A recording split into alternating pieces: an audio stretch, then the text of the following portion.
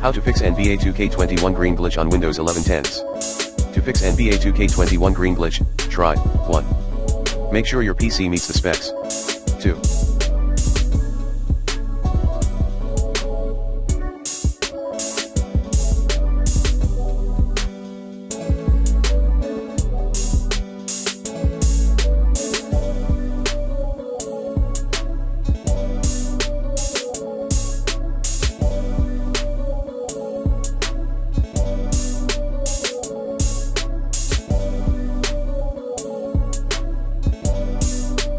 Turn off shot feedback.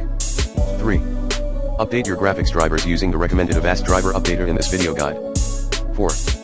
Fixes on different gaming platforms. 4.1 for PlayStation users, upload all your data for 2K21 to the cloud via the upload to online storage option. 4.2. Steam players, disable the Steam overlay. And verify your game files. 4.3.